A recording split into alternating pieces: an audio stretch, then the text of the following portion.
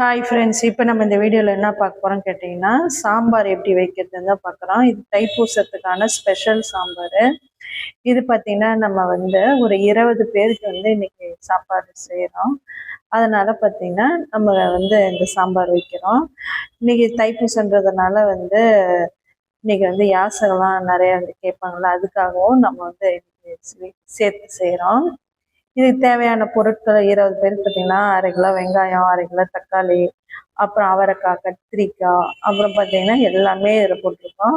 First துவரம்பருப்பு நல்லா வேக வச்சுட்டு அதில் பார்த்தீங்கன்னா கத்திரிக்காய் நம்ம ஃபஸ்ட்டு வெங்காயம் தக்காளி போட்டு வதக்காமல் இந்த மாதிரி நம்ம செய்யும்போது பார்த்தீங்கன்னா டேஸ்ட்டு நல்லாயிருக்கும். நம்ம நிறைய காய்கறி நம்ம இந்த மாதிரி போட்டு செய்யும்போது சுவையாக இருக்கும். நம்ம எப்பயுமே குக்கரில் செய்யும்போது அந்த டேஸ்ட் வேறையாக இருக்கும்.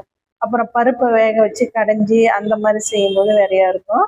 இது பார்த்திங்கன்னா ஒரு ஸ்பெஷல் டேஸ்ட்டு. நம்ம பருப்பை 50% வேக வச்சுட்டு அதில் பார்த்திங்கன்னா நம்ம கேரட்டு, அதுக்கப்புறம் பீன்ஸு, அதுக்கப்புறம் பார்த்திங்கன்னா கத்திரிக்காய், அவரைக்காய் எல்லாமே இதில் போட்டு வேக வச்சாச்சு.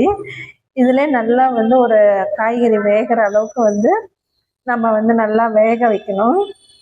இதில் பார்த்திங்கன்னா நம்ம மிளகாத்தூள் ஒரு 4 கரண்டி ஆட் பண்ணியிருக்கிறேன். இந்த ஸ்டேஜில் பார்த்திங்கன்னா வெங்காயம் தக்காளியும் நம்ம கொட்டியாச்சு. இது நல்லா மூடி வச்சாச்சு.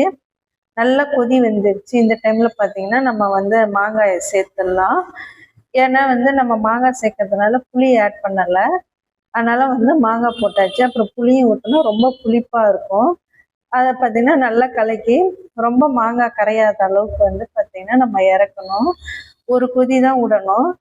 எடுத்தாச்சு. அதுக்கப்புறம் பார்த்திங்கன்னா நம்ம தாளிப்பு முதல்ல நம்ம தாளிக்கலை. இது பருப்பை வேக வச்சனால நம்ம கடைசியாக தாளிக்கிறோம்.